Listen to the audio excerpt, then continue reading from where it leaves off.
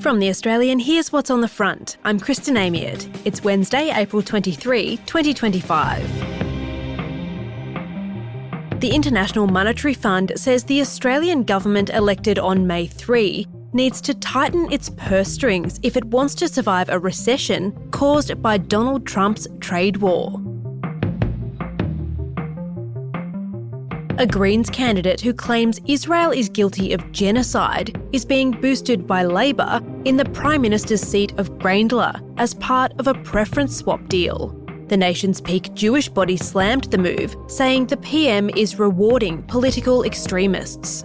That exclusive story is live right now at theaustralian.com.au. The world's most senior Catholic leaders are making their way to Rome following the death of Pope Francis on Monday. They'll lay the late pontiff to rest in the coming days before turning their minds to the question of who'll succeed the Church's first South American pope. That's today's episode.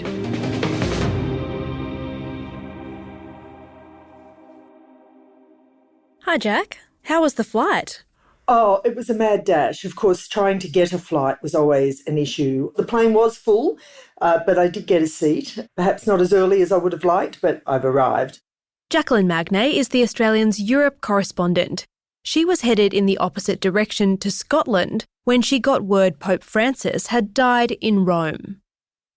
The hardest thing was actually finding a hotel that perhaps our accountants will be accommodating because even as I was watching, the prices were doubling and then tripling. So it's not a cheap exercise to be in Rome at the moment. The Vatican announced the pontiff's death on Monday evening as the Easter long weekend came to a close. Carissimi fratelli e sorelle, la morte del nostro Santo Padre Francesco. Pope Francis, the first Latin American leader of the Roman Catholic Church, has died. His final days were spent in Rome's Gemelli Hospital, battling a prolonged asthmatic respiratory crisis while being treated for pneumonia and a complex lung infection. This morning, confirmation from the Vatican. He passed away from stroke and heart failure. Today, global leaders are paying their respects and remembering the pontiff's legacy. The Vatican will observe a 9-day period of mourning. So, Jack, we just heard there the bells of St. Peter's Square in the Vatican tolling to mark the death of Pope Francis. It came, of course, just one day after Catholics all over the world celebrated the Easter holiday. What's the mood like in Rome as the world reacts to the pontiff's passing? I think it's still shock. Most people thought that the Pope was recovering.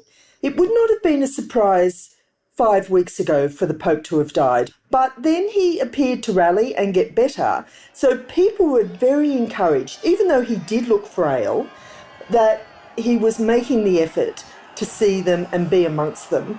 And that was incredibly well received. So it was a big festive celebration of Easter, but also of the Pope rejoining his flock. And so for him to have died just hours later, really, has just been such a huge shock to everybody.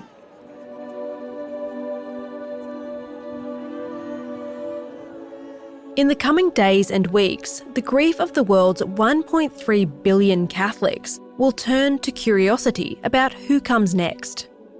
Following the Pope's funeral and when the official mourning period ends, a conclave is called. It's the ancient and secretive ritual that's seen 266 popes elected to lead the Catholic Church. The vote takes place in the storied Sistine Chapel, under that ornate ceiling painted by Michelangelo in the 1500s. Sometimes it lasts days, others weeks. Once it took 3 years. The ballots cast by eligible cardinals behind the locked doors of the chapel are kept secret, but the ending is always the same. Looking right now, that smoke is now coming out of the chimney. It is very much white. We have a new pope. We asked Jack about the cardinals in line to be the next pope back in February, when Pope Francis was hospitalised with pneumonia. Here's a bit of what she said then. Well, there's about a dozen frontrunners. So there's an Italian cardinal Pietro Parolin. There's a reason that he's a front runner, because he's considered to be a steady hand. And there's also the Philippines Cardinal, Luis Antonio Tagle. He's also fairly moderate. We've got Cardinal Peter Erdo from Hungary. He's very popular amongst all of the cardinals. And then, you've got people like, will the church go and elect someone who's from the Congo? Fridolin Ambongo.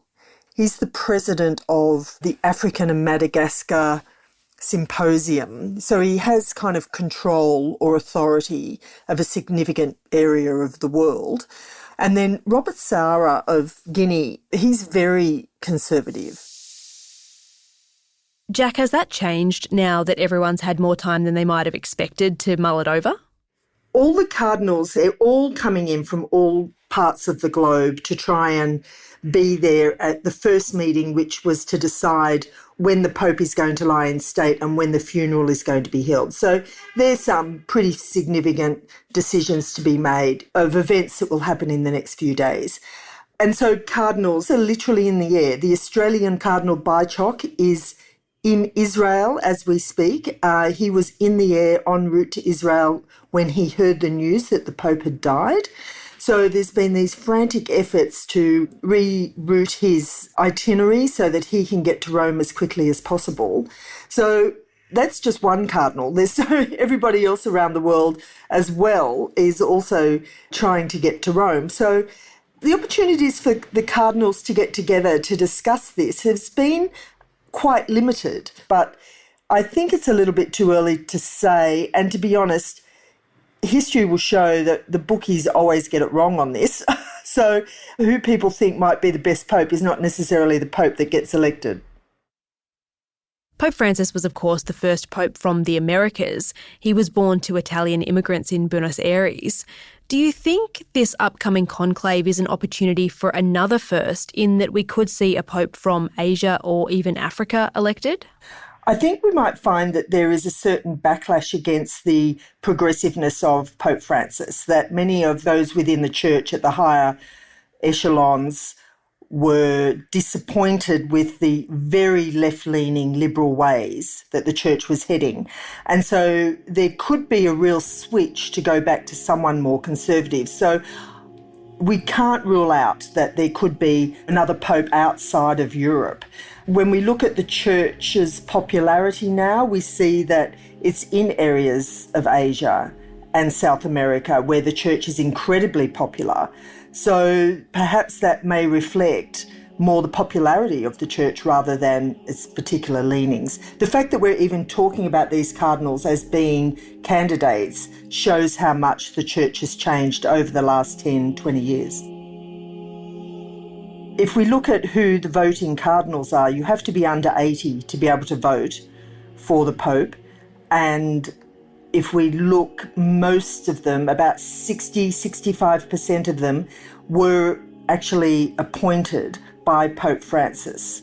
It will be interesting to see who they actually vote for. So there will be a lot of lobbying and moving and shaking going on over the coming days, certainly after the funeral, and a lot of interesting developments going on around the church with people laying out their stall, really, of whether they're progressive or conservative, and really trying to attract their fellow cardinals to vote for them.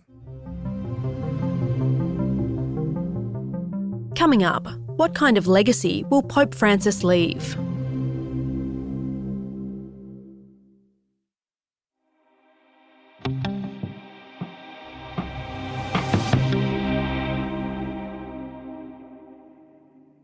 Pope Francis was a reformer, someone who's considered to have changed the papacy forever. He was embraced by progressives who celebrated his bucking of traditions and heralded his leadership as a new era for the Catholic Church.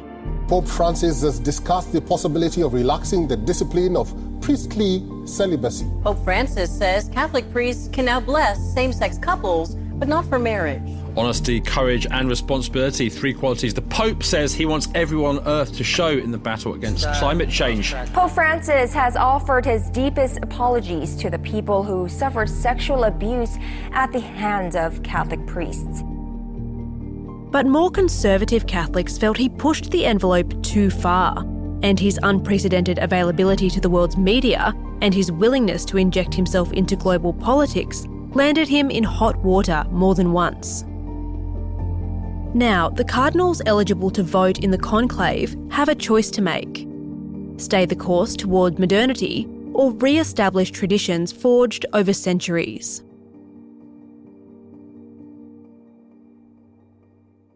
Jack, Pope Francis was arguably the most visible pope in history, both in terms of his presence in the media and the notoriety of some of his reforms.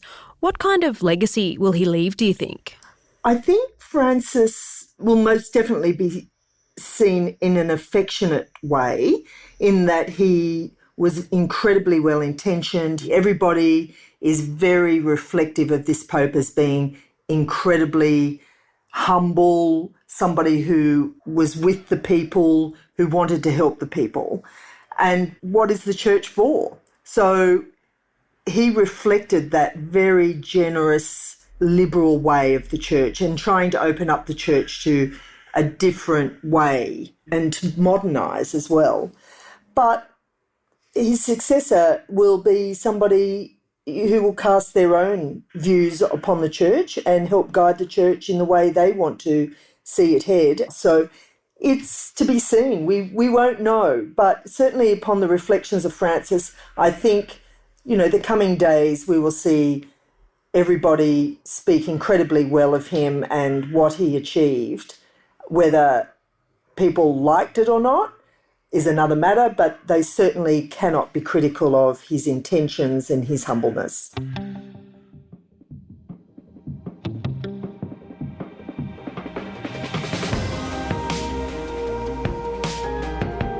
Jacqueline Magnay is the Australian's Europe correspondent. You can read her reporting on the legacy of Pope Francis and the upcoming conclave at theaustralian.com.au.